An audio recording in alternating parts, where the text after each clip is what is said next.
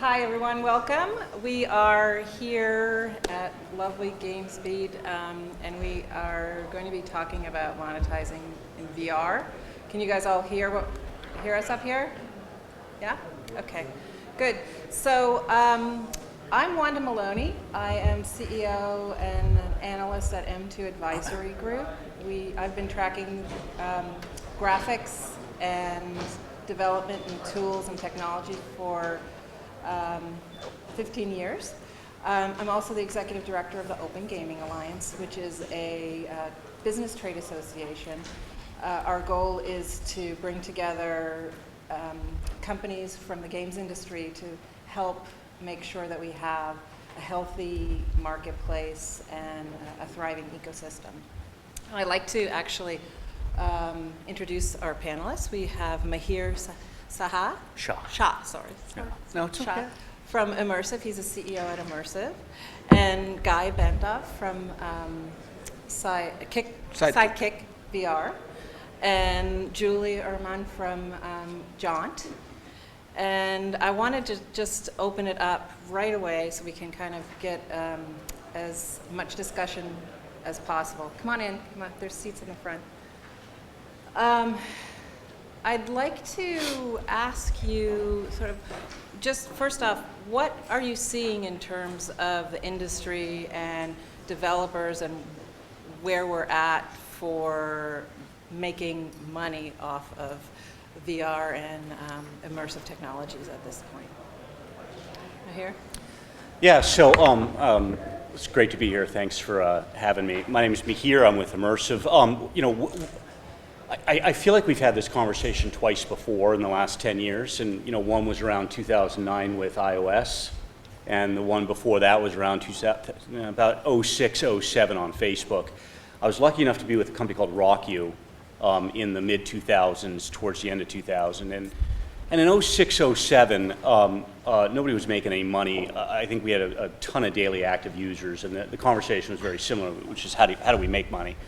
Did the same thing at Tapjoy. I mean, Tapjoy took 18 months to make money, and then we went kind of 0 to 150 million in about 9 months after that. And I think the two themes that really stuck out in both, and I think I carry them forward here, are number one, monetization has to be content appropriate.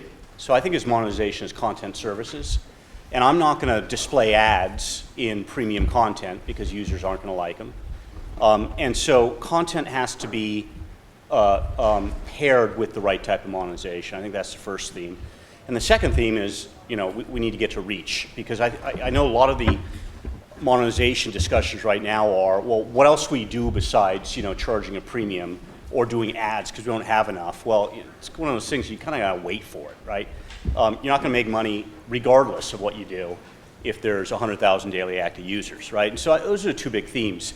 And I think there's going to be a significant place for premium content. There's going to be a significant place for in-app purchase.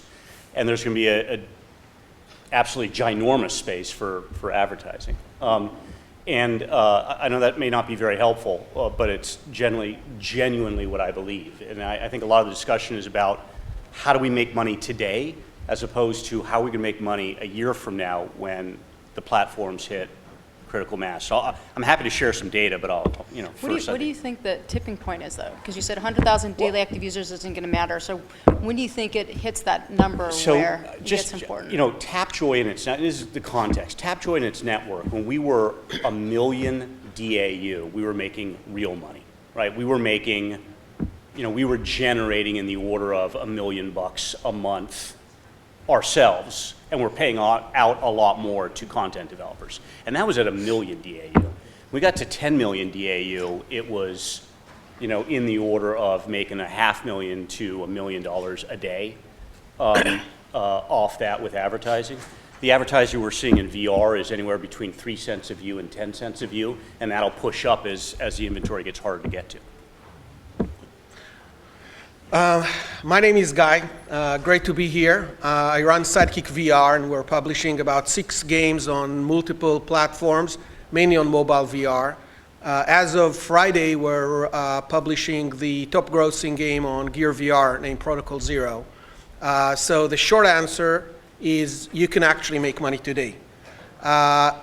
the 4 and 5 and even higher 5 number type of revenues you can create today on those platforms are actually multiplied by the different platforms in different territories.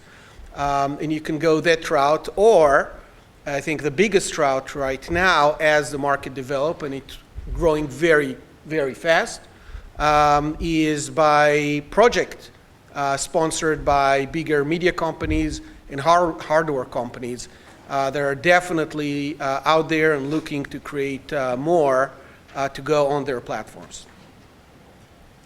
Cool. Hey, so I'm Julie Uhrman. I'm with Jaunt Studios. A little bit different from Guy. We are a cinematic virtual reality company, so we're focused on the narrative storytelling aspect, mostly with live action and VOD. There is monetization today. We sort of see 4 different avenues for monetization for cinematic VR.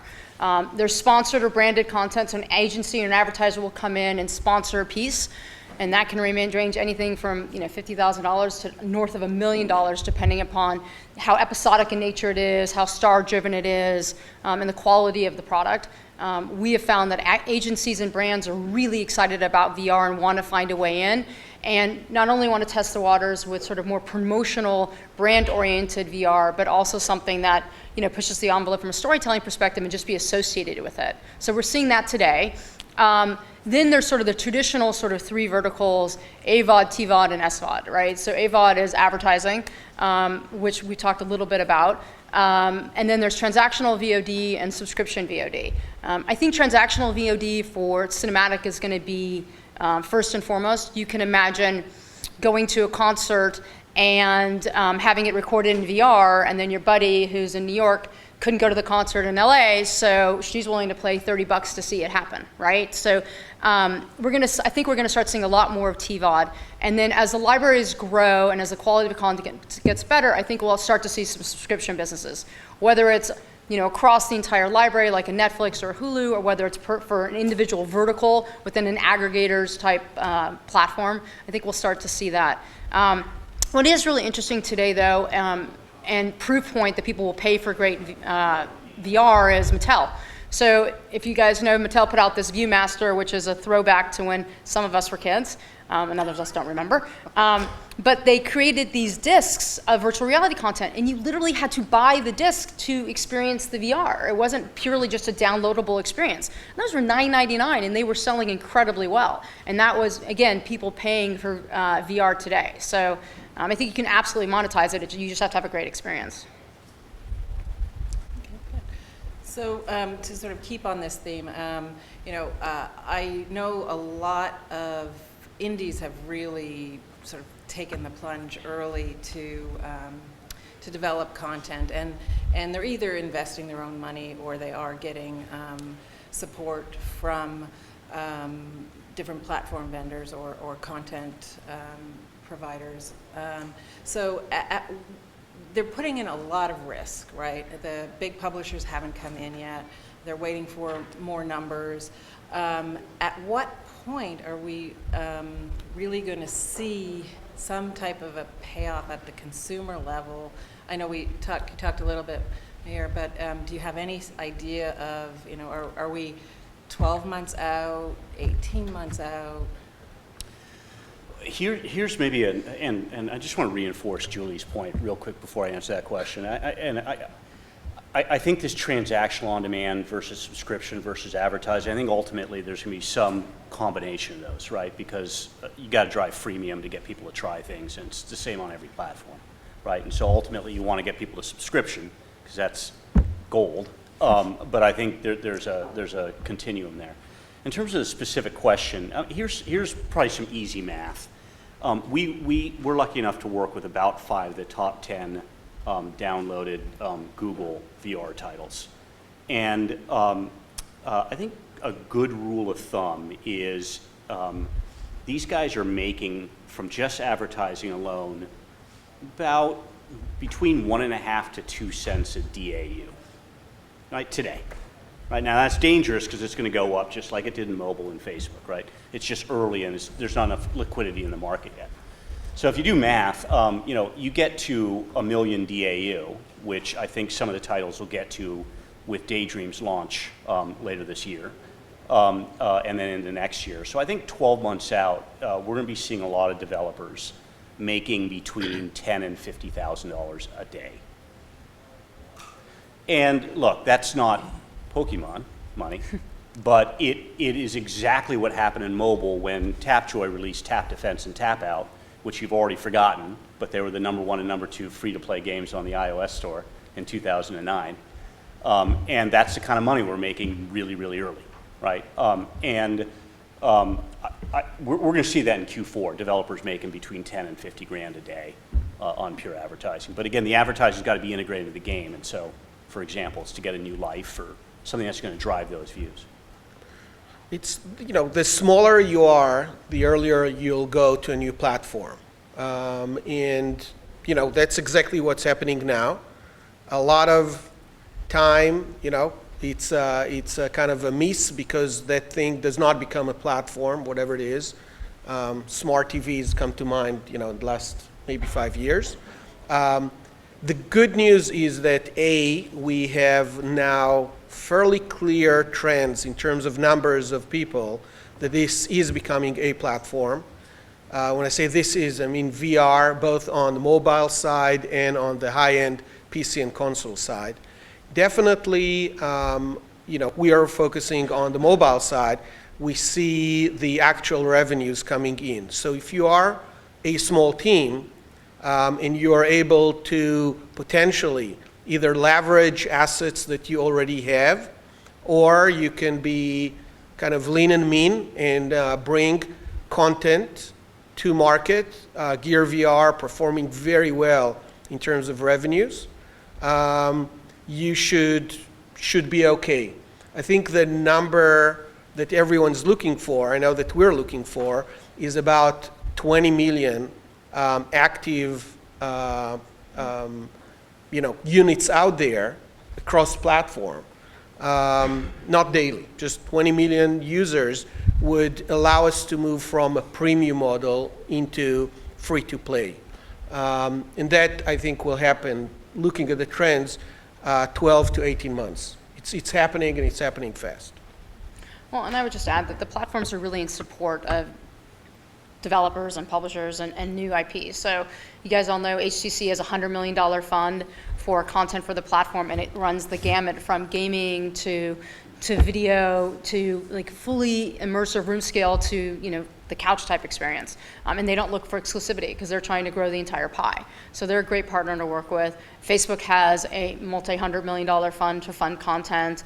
Facebook will work with you if you have super high-end client, super high-end talent or directors or people that are sort of leading the project that they can sort of leverage that marketing buzz to promote the VR experience or the 360 experience on Facebook. Samsung was in the content space. It looks like they're sort of getting out of the space. And don't discount China either. So everyone sort of looks to China second, and China's a very hard market to get into. It's also a very hard market to understand from here. But from everything that I've seen, they're actually ahead of us in VR. They have more headsets on the marketplace. Their headsets are significantly less expensive than the $99 Gear headset. Xiaomi's kind of about to announce their new one. Li TV already has one. I mean, every single player has a headset, and then every single app store has their own VR store. So whether it's Alcatel or whether it's TCL or whether it's, again, Leeco or Xiaomi or Huawei, they all have their own app stores. And although monetization isn't really strong yet in Asia, there's a huge audience playing content, so you can get a lot of great feedback on your game or on your video product that then you can use to help make a better experience for here or wherever your primary market is. The point in China, and I was in Shanghai last week for China Joy, the amount of energy that you see in the market, both for the high-end market and mobile market and all-in-one market, which is kind of in between, is extremely high. To be honest, higher than what I've seen here in the local market or anywhere around that. Yep. You've seen a lot of hardware companies putting a lot of money to get new hardware to market and starting to compete with US-based solutions. On the mobile side, we've seen not only mobile phone makers, but as you said, LED TV or LevVR is bringing to market their platform.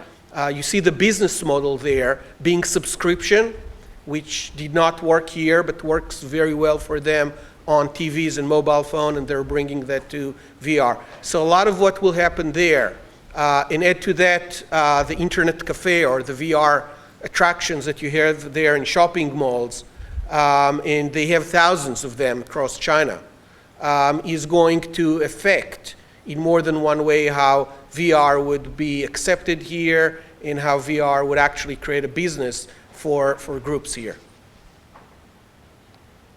So I'm thinking, since you're, Julie, since you're with Jaunt, which is more sort of that cinematic sort of storytelling side versus sort of the sort of interactive side, how are we seeing the different types of content right now in terms of like monetizing? Are we seeing a difference? Are you seeing a difference here in kind of the content? Is there a certain type of content that's being monetized a little bit better?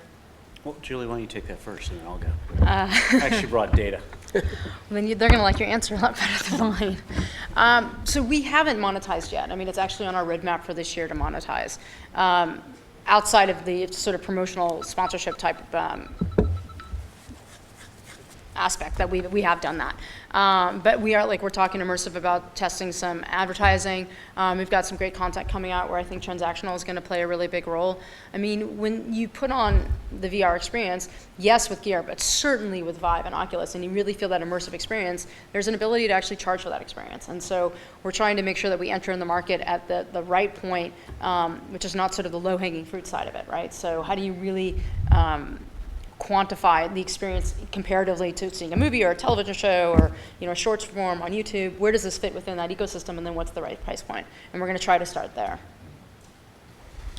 So in terms of what we're seeing in terms of monetizing ad views, about 46% are action adventure, 22% shooter, 20% is 360 video, and then the rest is miscellaneous. We're seeing a pretty even. The other thing that we're seeing, which is probably not surprising, which makes our business a little bit more complicated, is only about 17% of users are US based. South Korea is booming, China is booming for us, as it is for probably all of us. Western Europe, it's really fragmented. And that is different than early mobile that we saw. Mobile got really fragmented, but it was a little bit later. It was especially with the iPhone and the price points. This is kind of out of the gates all over the place. And so it really lends itself more to performance advertising, meaning ads for other apps, than it does to branding, because a small percentage is in any one location, right? You've got users everywhere. Yep. Look, it's early days, but revenues are starting to be made. I think more than anything else, the more content you have out there, whether it's linear or non-linear, whether you are putting content out there or providing services around that, monetization services or others, you're starting to gather data.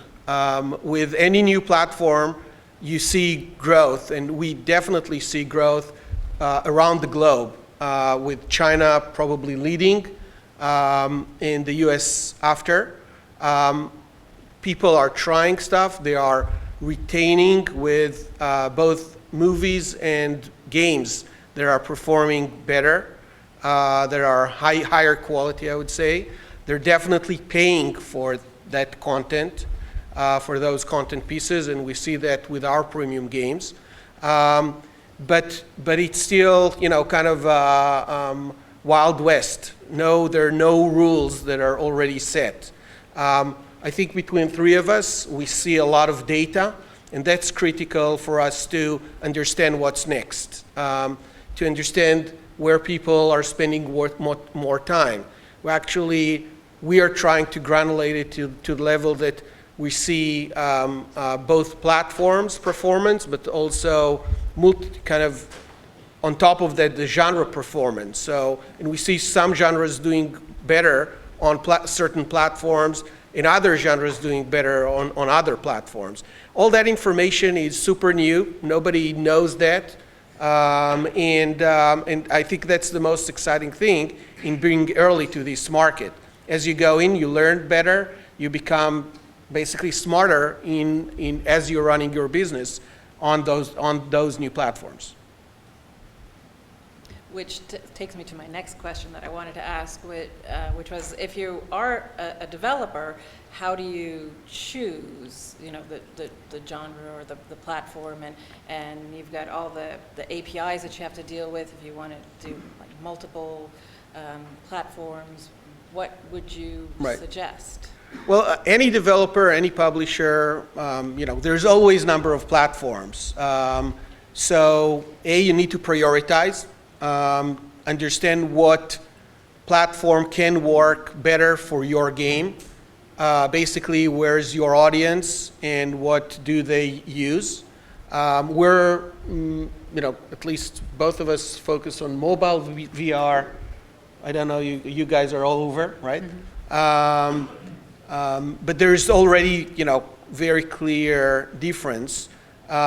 Other than asking around, and I think we're still at the level where there's a lot of information being shared, being so early, in checking what platform you want to launch on first or focus, try to learn the different SDKs and figure out that once you launch on your first platform, you'll probably want to maximize your exposure on other platforms or, as well. I don't think there's a generic cross-platform technology out there right now. I know that we had to develop one internally.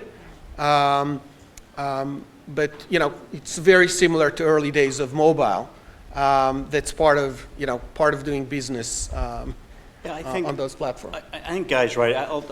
Just to push back a bit on that, and Guy's a partner of ours, so I'm allowed to do this. Look, I think it's got to be content appropriate. It is a bit different from mobile. In mobile, we didn't have Unity. Right, when we started with mobile, there was no Unity. When we started in mobile, if you were more cinematic, there was no Jaunt. And today, it's a bit different, right? I mean, if you want to produce a casual game, you've got to be on mobile VR, and you probably should be developing on Unity or Unreal, right? Because then you can publish you can deal with the fragmentation. If you have cinematic or on-demand video content and you're a filmmaker, you got to be talking to not only the Oculuses, but the Jaunts of the world, because these are distribution platforms. And again, we didn't have that just as little as 6 years ago, right? And so I actually think it's a pretty exciting time, and it's really dependent on what kind of content you're developing. Again, if it's casual content, you got to be mobile, and if it's entertainment, you got to be talking to folks that look a lot like Julie. Yeah, I mean, the only thing I would add is the market is so new, and we're not seeing the exponential growth that we thought we'd see, right? It's much more steady. Samsung said they were going to give away a gear with everyone who bought a 7 phone, which meant there would have been 35 million gears in the market by the end of the year, and there's something like 3.5 million projected by the end of the year. They just can't keep up with demand. They couldn't actually deliver on that, right? And so, be that as it may, it all depends upon what your goals are, right? But the honest answer is you should be on every single platform, because every audience is so incredibly small. If you want to learn something to see what's really going to resonate, I would be on all. Having said that, that's incredibly challenging to do and time-consuming, and takes a lot of effort and money. The platform that has the most traction right now is Gear. They have 1 million monthly active users. So if you want to hit the largest platform today, it's Gear. The second is Android. And we'll see how Daydream comes out. I mean, that's going to be very dependent upon how many handsets adopt Daydream. And there'll be a few this year and probably many more next year, right? The console living room experiences are awesome, but Vive is very different from Oculus today. So again, it depends upon where your content will live best, but you need to have unbelievably realistic KPIs for your content, because the audience's size is really small on certain platforms today. So even if you have the absolute best game and you're number one in the store, it may not mean that you're going to be generating tens of thousands of dollars a day just because the audience isn't there yet. This is a waiting game. Like, if you pull a quote from Survivor, it's like outlast. How do we outlast? How do we stay here long enough for the consumers to come and the price points to fall, as Jason talked about this morning, to get more people in the space? Consumers specifically in the space. And what we're seeing is very similar to any launch of new platform, right? We had PCs 3D, and then games, mobile 1.0, 2000, 2004, the web, social web with Facebook, second coming of mobile with with Apple, very, very similar cycles. We will have now, kind of a wave of new content. Not everybody would be able to sustain that valley that Julie's speaking about, what's sometimes referred as Death Valley. I think we are 18 months before this is becoming very, very big, or big enough to sustain models like free-to-play and to sustain more content. There is money to be had now. Again, there's a lot of options out in China. I think that's a very, good rope or line of help that support anyone that's in the market to get through those year and a half, couple of years. And you got to look there also. But anyone that can go through those 2 years as the market, kind of stabilize and we are more clear about what platforms perform better, be there, sustain that, whether it's work for hire, whether project, whether it's coming from the bigger platforms. There are many, many ways to do that. There's a lot of money that's circling around in that market. Yeah, I would say the one thing that's really unique about VR, and I've been a part of all the other launches from the web in '99 to mobile to a bunch of stuff on the internet, is that the big content IP owners are actually paying attention to VR. Like, they're in it. When would Lionsgate be on be a keynote speaker in the first year of a new platform launch? Never, right? Like, Disney Invested was our lead in our series, C. We are talking with major publishers, major brands, all of the studios. Everyone's experimenting. Everyone's doing something. The Martian being his favorite show.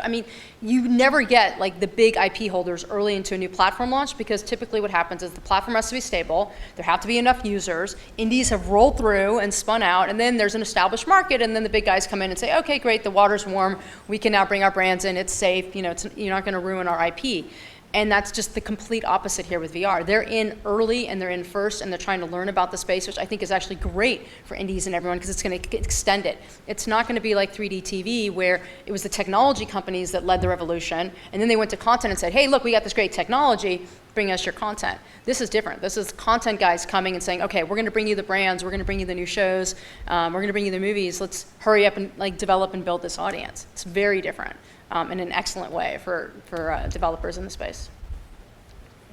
So I don't want to run us too long, but I wanted to make sure we got a couple of questions in. If anyone had any questions. Kevin? In regards to monetization on the freemium side, one of the conundrums that I see is the experiences are really short. You need engagement, right? You need people to come back and repeatedly come back and enjoy whatever you're creating. And that seems to be kind of lacking in almost every VR. I don't know much about the mobile VR, but for Vive and Oculus, it seems you look at people's playtimes across their libraries, it's 0.8 hours, 1.2 hours, 0.9 hours. And so to me, as on the content side, that would be very scary to jump into, because you almost have to make it a premium, or because you're not going to get that engagement up front. So either the content has to change more to episodic, or what's the solution for that from a freemium monetization standpoint? I'll just talk about it real quick as a user, just because I played Job Simulator for the first time. If you haven't played it on Vive, it's super fun, right? But I picked, there were 3 different jobs, and the one that I thought I could handle was being the cook, which apparently I couldn't. But it was so much fun that if they had 6 other job simulations and they were going to charge me $5.99 or $10.99 to download that experience, I absolutely would have done it.